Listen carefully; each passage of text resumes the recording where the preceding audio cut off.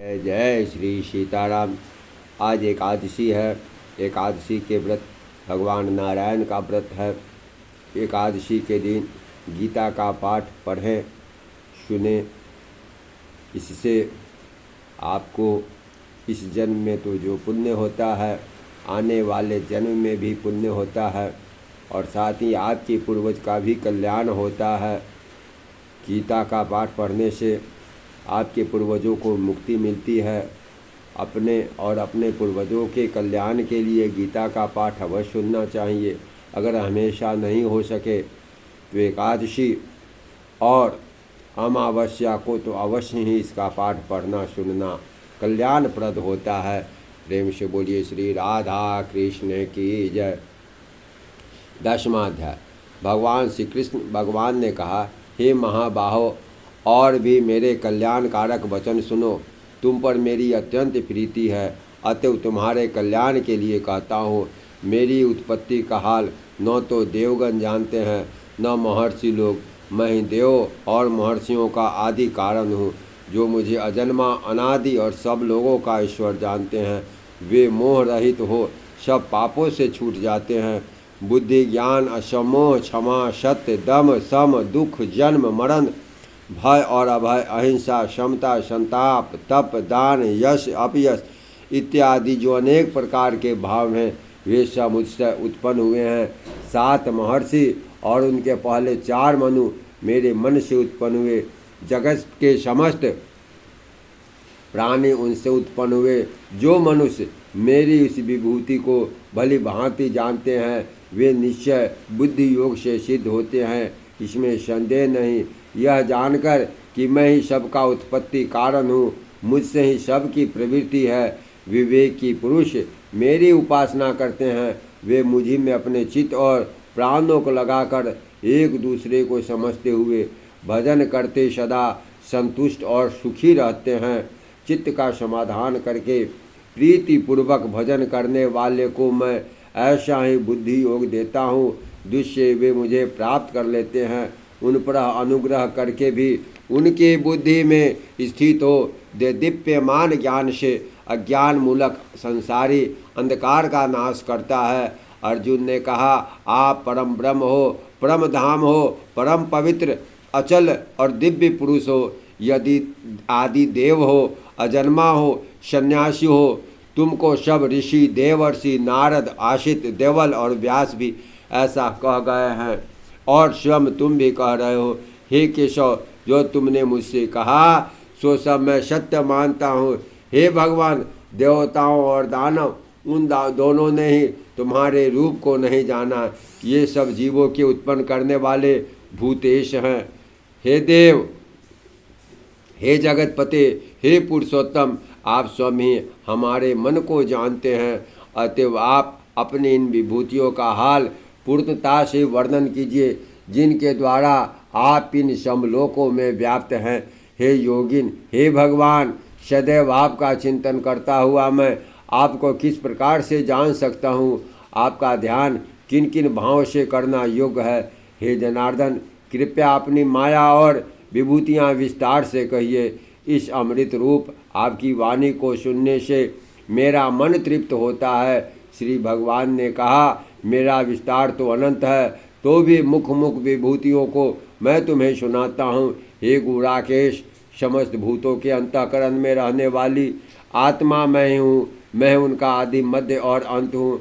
मैं आदित्यों में विष्णु, प्रकाशकों में अनेक किरणों से भूषित सूर्य, मरुदगणों में मरीचि, नक्षत्रों में चंद्र हूँ। मैं वेदों में सामवेद, देवों में इंद्र, इंद्रियों में मन, भूत मात्र में चैतन्य हूँ। मैं रुद्रों में शिव, यक्ष राक्षसों में कुबेर, 8 वसुओं में अग्नि, पर्वतों में सुमेरु हूँ। हे पार्थ, पुरोहितों में बृहस्पति, सेनापतियों में स्कंद और जलाशयों में समुद्र मैं हूँ। हे महर्षियों में भृगु, वाणी में एक अक्षर ओंकार, यज्ञों में जप यज्ञ, स्थावरों में ले हिमालय, मैं वृक्षों में पीपल, देवर्षियों में नारद, गंधर्वों में चित्ररथ, सिद्धों में कपिल मुनि, वेदों में अमृत से उच्च श्रवा, गजेंद्रों में रावत, मनुष्यों में राजा हूँ। शस्त्रों में व्रज, गौ में कामधेनु, प्रजा की उत्पत्ति करने वालों में कामदेव, सर्पों में वासुकी मैं हूँ, नागों में शेषनाग, जलचरों में वरुण, पितरों में अयरमा, शासन करने वालों में यम मैं ही हूँ, दैत्यों में प्रहलाद, ग्रास करने वालों में काल, मृग में सिंह और पक्षियों में गरुड़ मैं ही हूँ, शुद्ध करने वालों में वायु, शस्त्रधारियों में राम, मछलियों में मगरमच्छ, नदियों में गंगा मैं हूँ।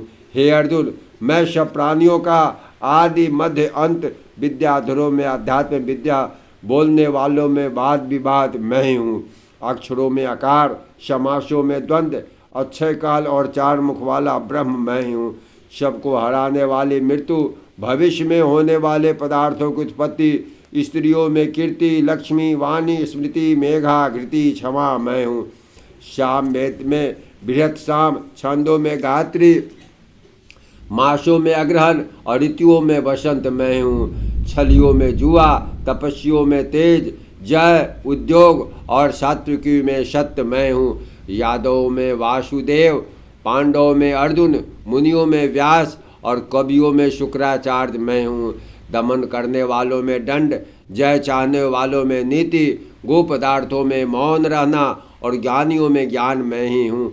हे अर्जुन, प्राणी मात्र में भूत भाव का जो बीज है वह मैं ही हूँ, मेरे अतिरिक्त चराचर जगत में कुछ भी नहीं है। हे परम तप, मेरी दिव्य विभूतियों का अंत नहीं है। यह विभूतियों का विस्तार मैंने संक्षेप में कहा है। जो वस्तु ऐश्वर्यवान, शोभायमान, यशमान है, उन्हें मेरे तेज ही के अंश से उत्पन्न हुआ जानो। अथवा हे अर्जुन, इस ज्ञान से तुमको क्या प्रयोजन है? यह जान लो कि मैं अपने एक ही अंश से संपूर्ण जगत में व्यापक हूँ। प्रेम से बोलिए श्री गीता महात्म्य की जय, श्री राधा कृष्ण की जय। अब 10वें अध्याय को जो आपने सुना है, इस 10वें अध्याय को पढ़ने से क्या लाभ होता है ये जरा जान लें। श्री नारायण जी बोले, हे लक्ष्मी, अब 10वें अध्याय का महात्म्य कहता हूँ, तू श्रवण कर। एक समय कैलाश पर्वत पर शंकर भगवान, माता पार्वती और भगवान नारायण बैठे थे। एक हंस भगवान नारायण के दर्शन को आया। हर्ष ब्रह्मा जी का वाहन था, ब्रह्मलोक से मान सरोवर को जाता था। उस सरोवर में सुंदर कमल के फूल खिले थे।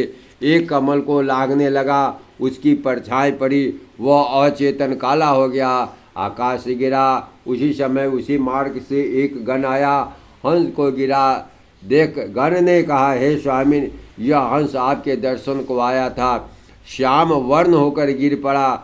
गण मेरी आज्ञा से हंस को ले आए। हमने पूछा, हे हंस, तू श्याम वर्ण क्यों हुआ? हंस ने कहा, हे प्रभु जी, मैं आपके दर्शन को आया था। मान सरोवर में कमल फूले थे, मैं उनको लांघ कर आया, उसी मेरी देह श्याम वर्ण हो गई, आकाश से गिर पड़ा, कारण जानता नहीं क्या हुआ। यह सुनकर शिव जी हंसे। आकाशवाणी हुई, हे शंभु जी, कमलनी से पूछो, वह कहेगी।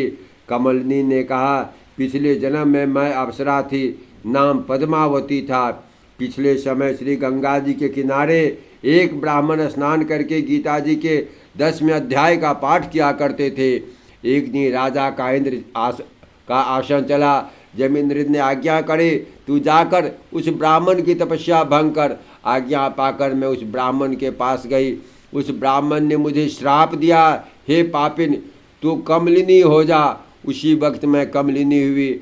अब मैं गीता के 10वें अध्याय का पाठ करती हूँ, इसी से मेरा तेज है, मुझके लागने वाला काला होकर अचेतन हो जाता है।